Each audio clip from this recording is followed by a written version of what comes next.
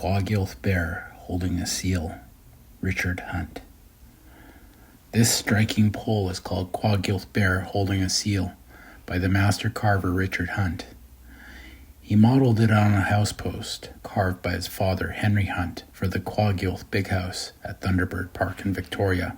The frog on top of the pole represents the frog dance that belonged to my mum.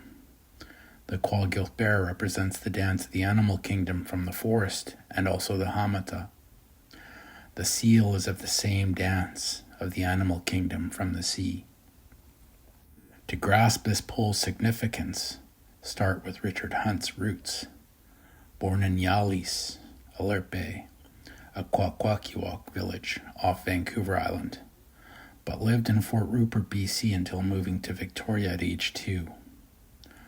This community became a lifeline for totem pole carving.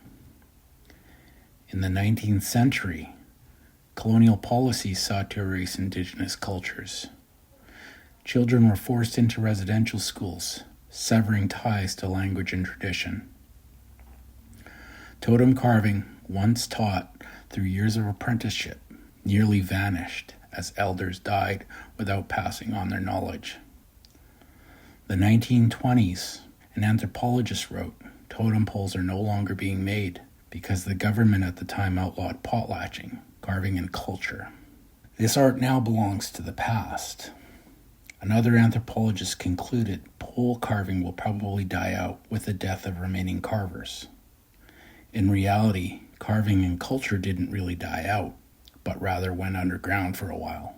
Yet Yalis defied this fate. Against all odds, carvers like Mungo Martin, trained traditionally in the early 1900s, kept the craft alive. By 1950, the government reversed course, hiring Martin to revive the art, and at Thunderbird Park at the Royal BC Museum, he accomplished just that.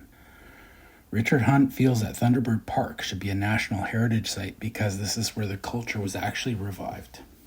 Mungo Martin trained new apprentices, sparking an artistic renaissance. This pole embodies that survival. Its carver Richard Hunt was one of Martin's proteges. Without Yalis' resistance and Martin's tenacity, these traditions might have vanished, making Hunt's work a living threat to the past.